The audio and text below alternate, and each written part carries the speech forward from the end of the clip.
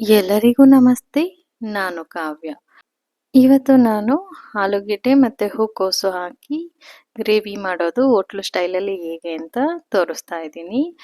ಇದಕ್ಕೆ ಕಾಂಬಿನೇಷನ್ ಆಗಿ ನಾನು ಚಪಾತಿ ಕೂಡ ಮಾಡ್ಕೊತಾ ಇದ್ದೀನಿ. ಚಪಾತಿಗೆ ನಾನು ಇಲ್ಲಿ ಚಪಾತಿ ಹಿಟ್ಟು ತಗೊಂಡು ಅದಕ್ಕೆ ಅರ್ಧ ಸ್ಪೂನಷ್ಟು ಜೀರಿಗೆ ಪೌಡ್ರು, 1 ಸ್ಪೂನಷ್ಟು ಚಿಲ್ಲಿ ಫ್ಲೇಕ್ಸು, ಸ್ವಲ್ಪ ಉಪ್ಪು, ಕೊತ್ತಂಬರಿ ಸೊಪ್ಪು, ನೀರು ಹಾಕ್ಕೊಂಡು ನಾನು ಚಪಾತಿ ಹಿಟ್ಟನ್ನು ಅದಕ್ಕೆ ಕಲಿಸ್ಕೊತಾ ಇದ್ದೀನಿ.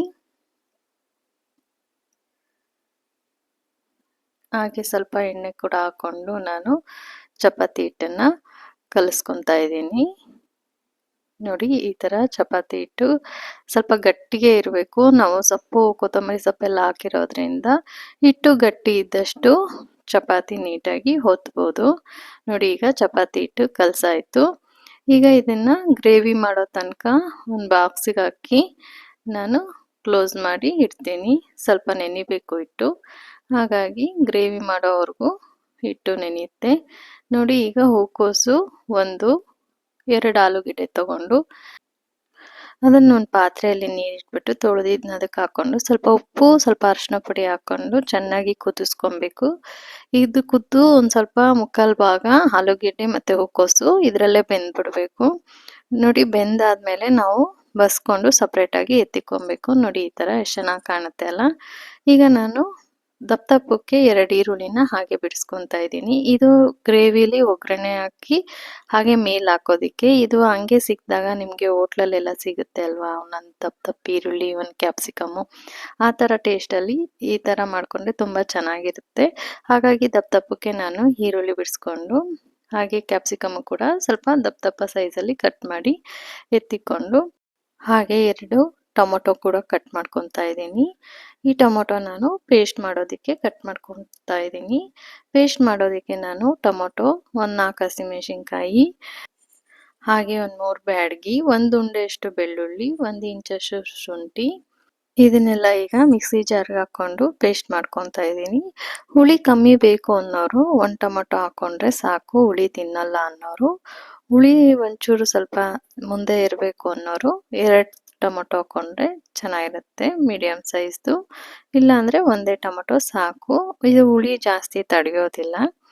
ಹಾಗಾಗಿ ಈಗ ನೋಡಿ, ಪೇಸ್ಟ್ ರೆಡಿ ಆಯಿತು. ಈಗ ಇನ್ನೊಂದು ಮಸಾಲೆ ರೆಡಿ ಮಾಡ್ಕೊಬೇಕು. ಅದಕ್ಕೆ ನಾನು ಒಂದು 4 ಸ್ಪೂನಷ್ಟು ಮೊಸರು ತೊಗೊಂಡಿದ್ದೀನಿ. ಮೊಸರು ತೊಗೊಂಡು ನಾನು ಅದಕ್ಕೆ ಒಂದು ಅರ್ಧ ಸ್ಪೂನಷ್ಟು ಗರಂ ಮಸಾಲ, 1 ಸ್ಪೂನಷ್ಟು ಧನಿಯಾ ಪುಡಿ, ಮತ್ತು 1-1.5 ಸ್ಪೂನಷ್ಟು ಅಚ್ಚ ಖಾರದ ಪುಡಿ, ಹಾಗೆ ಒಂದು ಅರ್ಧ ಸ್ಪೂನಷ್ಟು ಅರಿಶಿನ ಪುಡಿ ಎಲ್ಲ ಹಾಕ್ಕೊಂಡು ನಾನು ಇಲ್ಲಿ ಪೇಸ್ಟ್ ಮಾಡ್ಕೊತಾ ಇದ್ದೀನಿ.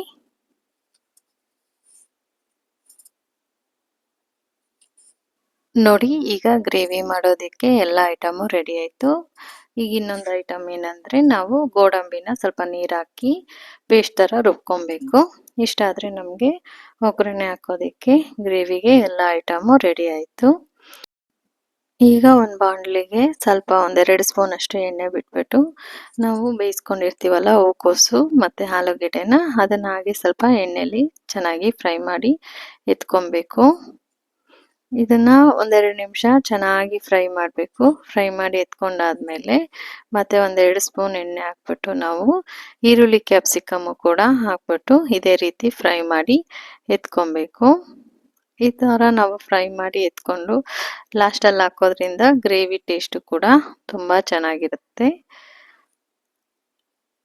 ಇವಾಗ ಒಗ್ಗರಣೆ ಹಾಕೊಳ್ಳೋಣ.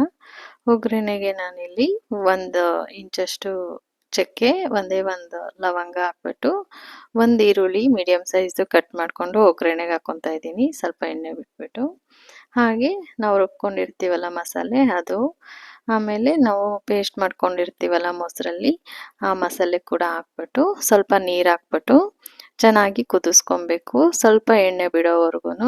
ನೋಡಿ, ಈ ಥರ ಚೆನ್ನಾಗಿ ಕುದ್ದಾದ್ಮೇಲೆ ನಾವು ಇದು ರುಬ್ಕೊಂಡಿರ್ತೀವಲ್ಲ ಗೋಡಂಬಿ, ಅದ್ರ ಪೇಸ್ಟನ್ನು ಕೂಡ ಹಾಕಬೇಕು. ಅದು ಹಾಕ್ತಿದ್ದಂಗೆ ನಿಮಗೆ ಗ್ರೇವಿ ಕಲರು ತುಂಬ ಚೆನ್ನಾಗಿ ಬಂದ್ಬಿಡುತ್ತೆ. ನೋಡಿ, ಎಷ್ಟು ಚೆನ್ನಾಗಿ ಕಾಣಿಸ್ತಾ ಇದೆ ಅಲ್ಲ ಗ್ರೇವಿ ಕಲರು. ಈ ಟೈಮಲ್ಲಿ ಸ್ವಲ್ಪ ಉಪ್ಪು ಹಾಕ್ಕೊಬೇಕು. ಉಪ್ಪು ಹಾಕ್ಕೊಂಡು ಚೆನ್ನಾಗಿ ಗ್ರೇವಿನೆಲ್ಲ ಕುದಿಸ್ಕೊಬೇಕು. ಆಮೇಲೆ ಹುರ್ಕೊಂಡಿರ್ತೀವಲ್ಲ ಈರುಳ್ಳಿ, ಕ್ಯಾಪ್ಸಿಕಮ್, ಆಲೂಗೆಡ್ಡೆ, ಹೂಕೋಸು ಎಲ್ಲ ಅದನ್ನೆಲ್ಲ ಹಾಕ್ಬಿಟ್ಟು ಚೆನ್ನಾಗಿ ಒಂದೆರಡು ಸುತ್ತು ತಿರುಗಿಸ್ಬಿಟ್ಟು ಗ್ರೇವಿಯಲ್ಲಿ ಮೇಲೆ ಇನ್ನೊಂದು ಸ್ವಲ್ಪ ನೀರು ಹಾಕ್ಬಿಟ್ಟು ಗ್ರೇವಿ ಅದಕ್ಕೆ ತೊಗೊಂಬಂದು ಚೆನ್ನಾಗಿ ಕುದಿಯಕ್ಕೆ ಬಿಡಬೇಕು ಸ್ವಲ್ಪ ಹೊತ್ತು. ನೋಡಿ ಈ ಥರ ಚೆನ್ನಾಗಿ ಕುದಿಬೇಕು. ಮತ್ತು ಇದರಲ್ಲೂ ಹೂಕೋಸು, ಆಲೂಗೆಡ್ಡೆ ಎಲ್ಲ ಚೆನ್ನಾಗಿ ಬೆಂದರೆ ಟೇಸ್ಟು ತುಂಬ ಚೆನ್ನಾಗಿರುತ್ತೆ. ಗ್ರೇವಿ ಈಗ ಚೆನ್ನಾಗಿ ಕುದೀತಿದೆ. ಹಾಗೆ ಒಂದು 5 ನಿಮಿಷ ನಾವು ಸಣ್ಣ ಉರಿಯಲ್ಲಿ ಕುದಿಸ್ಕೊಬೇಕು.